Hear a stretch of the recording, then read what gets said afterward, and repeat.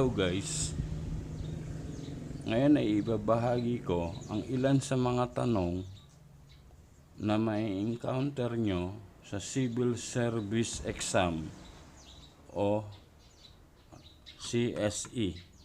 So bago tayo dumako sa pagsagot nitong mga tanong, ano ba ang papel ng 100 sa percent?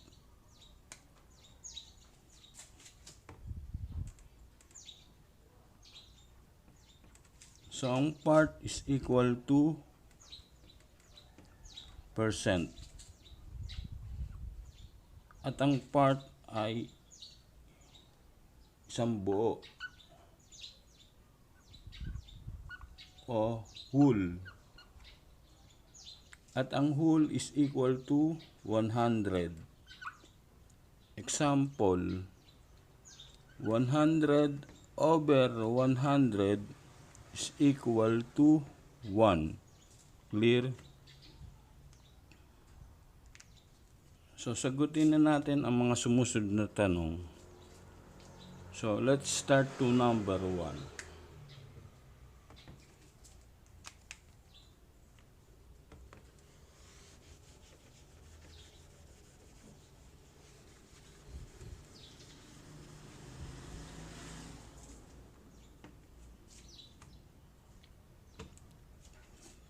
$30 is what percent of 60? So, ang solusyon nito ay 30 times 100 divided by 60.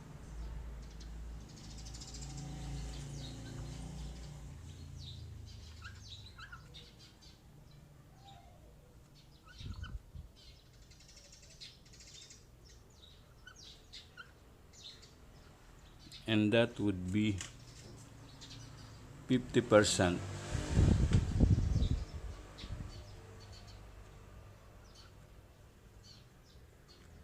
So, ang sagot sa number 1 ay 50%. Next, number 2.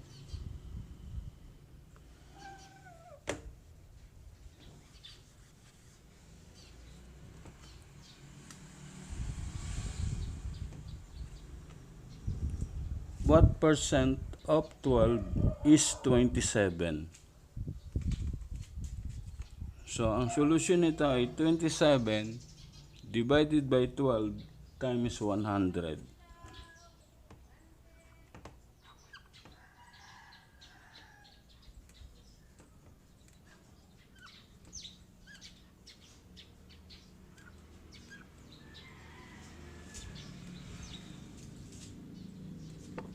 Okay, and that would be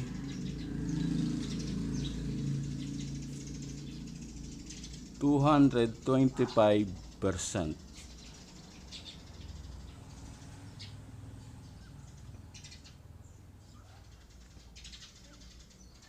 Ang sagot sa number 2 ay 225%.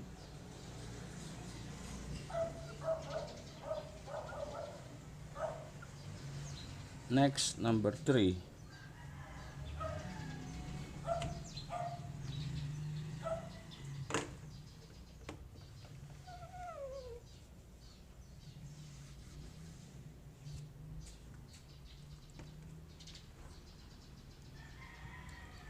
What 22% of 85?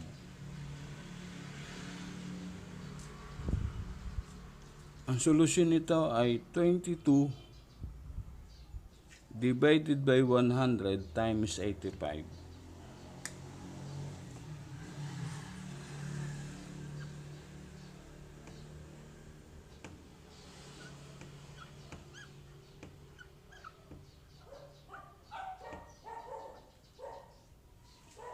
And that would be 18.7. Nasa decimal form siya.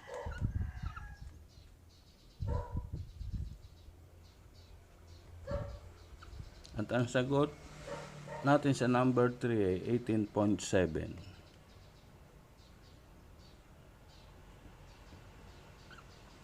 Okay. Next, number 4.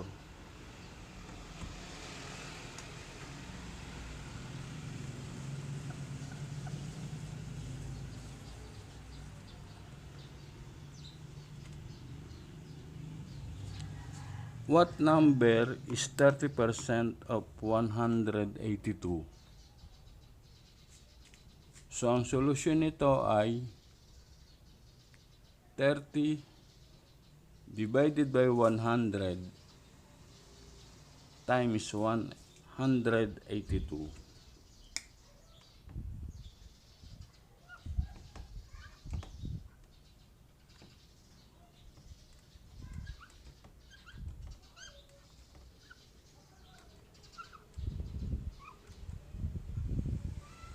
And that would be 54.6.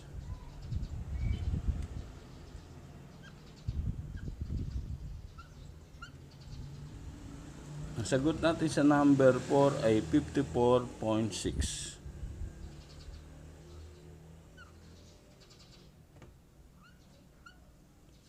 Next, number 5.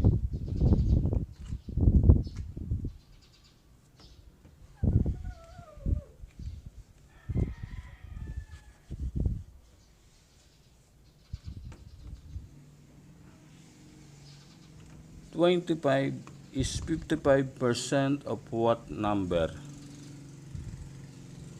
So, ang solusyon nito ay 25 times 100 divided by 55.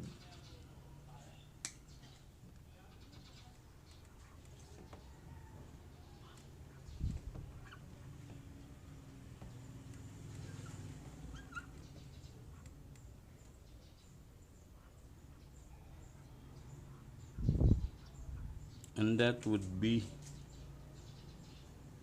45.45. Nasa decimal form siya.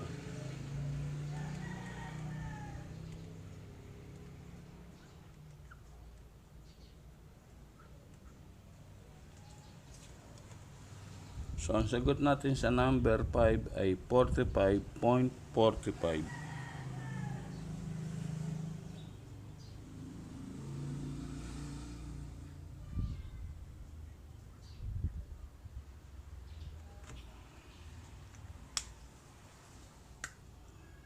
Next, number 6.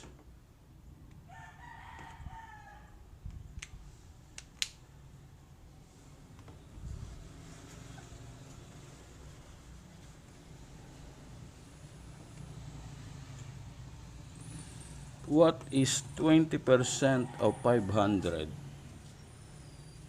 So, ang solusyon nito ay 20 divided by 100 times 500.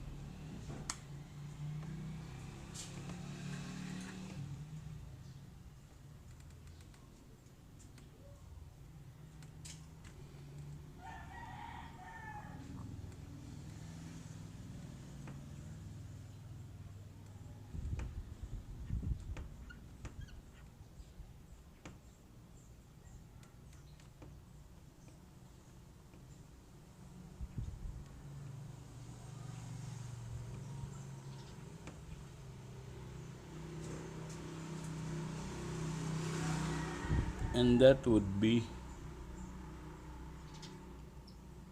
100. So, ang sagot natin sa number 6 ay 100.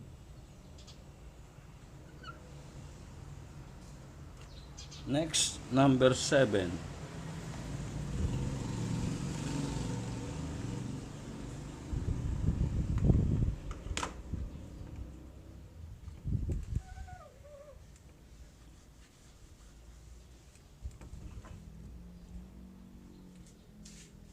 Five is what part of 20? So, ang solusyon nito ay 5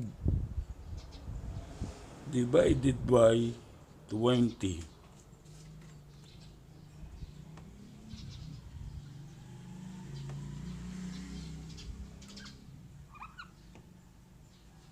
And that would be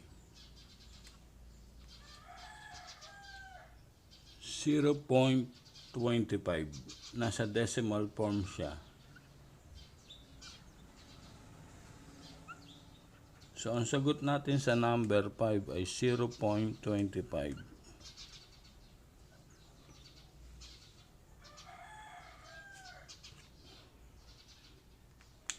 Next, number 8.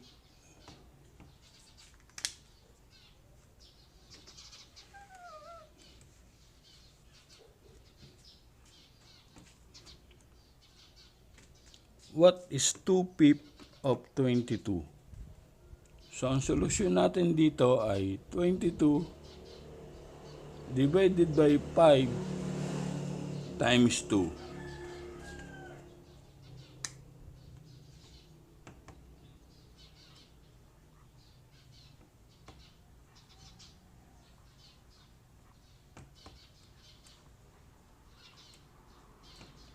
Twenty-two divided by 5 times 2. And that would be 8.8. Nasa decimal form siya.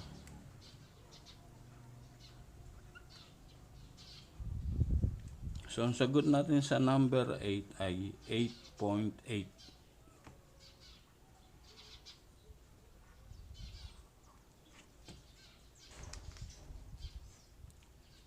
Okay guys, I hope nakatulong ito ng malaki sa inyo, lalo na kapag kukuha kayo ng anumang exam sa lahat ng ahensya, okay? Until next time, thank you.